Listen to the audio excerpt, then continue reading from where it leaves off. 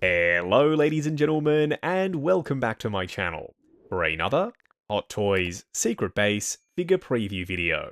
Before we begin, I want to say a massive thank you to Ryan Kirkwood for going out in person and for snapping these gorgeous high-res pictures. Show Ryan some love in the comments below because without him, this series literally wouldn't be possible. Now, if you're looking to grab yourself a copy of the 2.0 version of Batman from Batman Returns, I've included some links to Pop Collectibles in the description below, along with the discount code Justin's Collection for 5% off your order if you do decide to buy from them. As always, do your own research, make sure you're comfortable before buying. While you're down in the description, why not hit that subscribe, bell notification icon, and join button, so you're notified as soon as a brand new figure preview video goes live on the channel. Now, technically, this figure preview video is also a 2.0 because we've kind of already done this. I made a figure preview video not that long ago on the prototype that was on display at ACGHK. I happened to see that one in person because I was there at the convention in Hong Kong. However, that piece wasn't actually announced at the time of filming that video, and we didn't know if he was going to come with the unmasked head sculpt, we didn't know if he was going to have the switch out pieces on the base, and he wasn't shown with the glider. So that's why I'm sitting down to look at this figure again. Now we do know about all of that stuff, so there's plenty for us to discuss throughout the course of this video.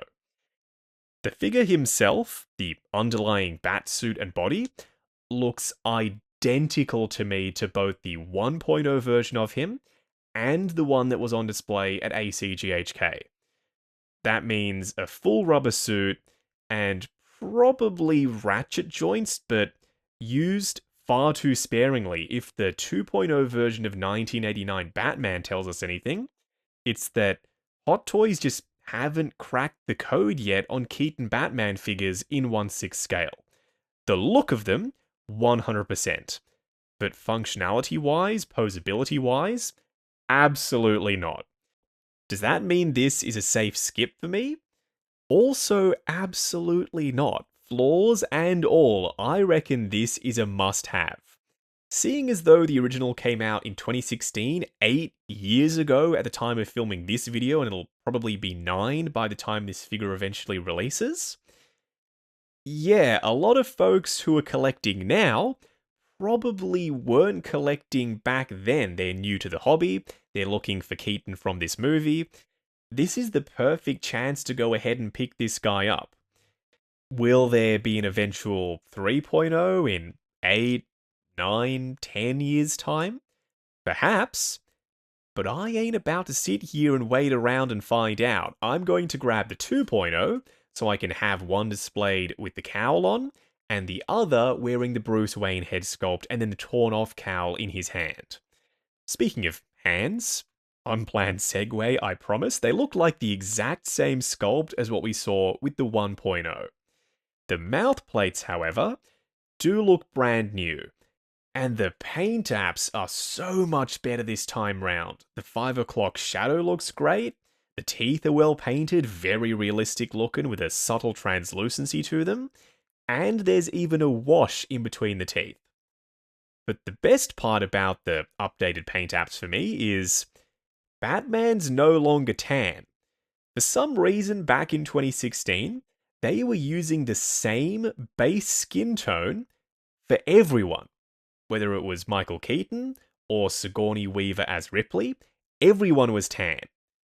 They've since fixed that, and now he's got an accurate pale skin tone. This movie was set in the winter. It was snowing in Gotham most of the time. So Batman's summer tan just never sat right with me. This sculpt, though, is perfect. Like, from every angle. But specifically right there. I can see Michael Keaton 100%. Please, Hot Toys, do not stuff this up. Some folks out there were actually comparing this to the Prime 1 and Blitzway Keaton sculpt from their 1/3 scale statue. and they were saying that this looks better. I'm inclined to agree. Yes, it's more difficult to capture someone's likeness on a larger scale because there's a bigger canvas to work with, meaning more detail. Still, if the final production version looks 95 to 99% the way this does, we're in for a treat. I would be surprised if most people who are picking this up decide not to display him wearing this head sculpt. I also saw some comparisons to the Mars Toys sculpt.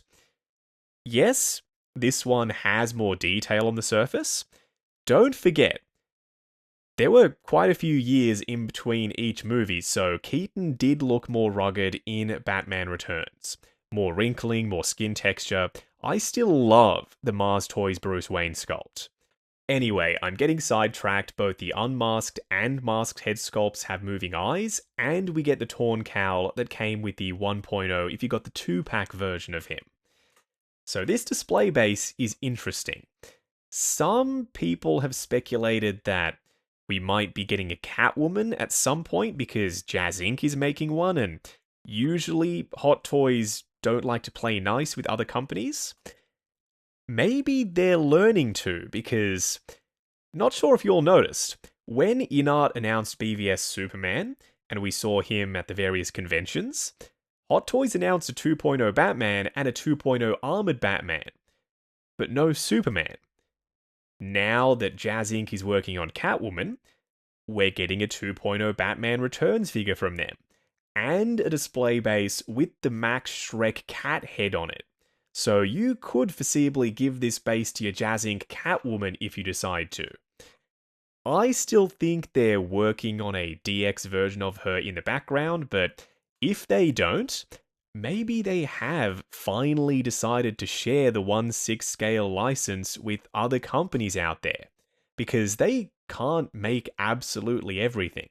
They can pick their battles by making main characters only. That way they can devote all of their resources and time and effort into getting them right, and let other companies tackle the side characters that maybe won't sell as well as Batman would. So he comes with a normal cape as well as the glider. You don't just have to use the glider if you don't have the shelf space for it. It's the same style of material that we just got with the 2.0 89 Batman. It's better than the awful piece of shit trash bag umbrella we got with the 1.0 version, but not by much. I mean, it'll drape well, it's wired. It doesn't have that signature sheen to it, that leather grain texture that absolutely needs to be there for Batman Returns. So I will be copying a custom Unreal Toys or Jackson Jew cape for this piece. Moving up to the figure himself, the boots are the same as the original. Single piece, rubbery boots, no split cut boot design, very limited ankle articulation. You're going to be fighting these things to get any sort of ankle tilt out of them. Then the suit. This is an original 1.0 suit. It's scuffed up to hell, there's damage all over it. There's even a dent underneath his belt on his crotch from where this figure has been pressed up against the crotch grabber over time. Will that happen to the new one? Yeah, probably, because these rubbery suits are relatively fragile. The belt is that very vibrant yellow, like what we saw with the 89 Batman DX 2.0. Not quite right. It shouldn't be as gold as what we saw in Batman 89, but it shouldn't be as yellow as it is on display, at least based on the research that I've done looking at some reference pics from the movie. The chest symbol, no complaints there. It is fixed to the bottom of the cowl, so when you move the cowl left and right, the symbol will get out of alignment. That's why it's not quite lined up perfectly with his pec armor on display with the prototype piece. The gauntlets, they are actually brand new. There's some sculpted in cinching of sorts right around the base of his gloved hands. And that is not present on the original. I've got the 1.0 in front of me right now and I'm looking at it. that cinching is not sculpted in on its gauntlets. There's ribbing on the outside of these, but that's on the inside of the gauntlets for the 1.0. I'm not entirely sure which look is more accurate. If you're a Keaton fan and you know, weigh in down in the comments below, because it's very tough to find pictures of his gauntlets up close showing all of the detail. This cape has some pleats that go over his shoulders, and then it forms the bat wing glider piece. There's some little hooks on the top parts of the wings. There's some texture on what looks like the bones that make up the structure of this. I'm really struggling to describe it. I'm so sorry. On the inside, we've got this just plain material texture. I'm not sure if it's wired. But then again, it doesn't really need to be, as long as there's something inside those spines, like some little rods so that it keeps its structure. It's always going to look perfect on display. Speaking of on display, do I have room for this? No, not really, but I will find a way to have him wearing this. Not with his arms up, because they will get destroyed in that pose, the elbows and the armpits. But that wing glider thing needs to be displayed on this figure at least every now and then. So I've got a concern with this cowled head sculpt. Not the mouth plates, I like all of them. Heaps of skin texture, especially that like mottled wrinkling on his chin. I particularly like that. The eyes can move. But that's where my concern comes in, because in the promo pics, they showed this cowl with the door around the back. They're not doing it, it would seem, in the same way as 89 Batman 2.0, where they did away with the door at the back of the cowl. With that piece, you took off the head sculpt, you move the eyes around, you pop the head sculpt right back on, no seams, no cuts, no ugliness. Because they're showing us that image of the back of it so blatantly and letting us know, hey, that door is going to be there, I think that's their way of doing just that, trying to get away with it. Hot Toys? No.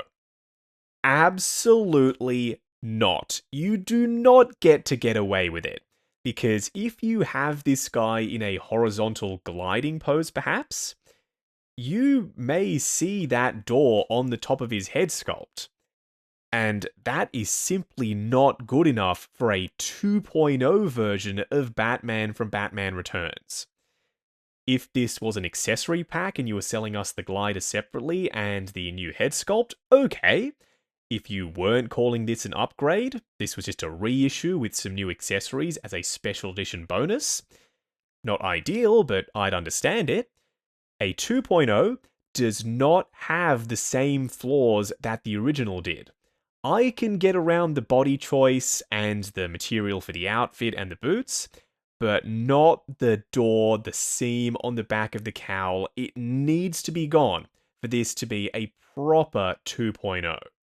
Now, I'm getting mine, the deluxe version, I'm all in on this, fingers crossed they update the cowl, from Pop Collectibles. As always, do your own research, make sure you're comfortable before buying. I've popped some links to their site in the description below, along with the discount code Justin's Collection, for 5% off your order if you do decide to buy from them. While you're down there, why not hit that subscribe, bell notification icon, and join button, if you like the sound of seeing your name in the end credits of my reviews. Like, comment, and subscribe. We'll catch you in the next video.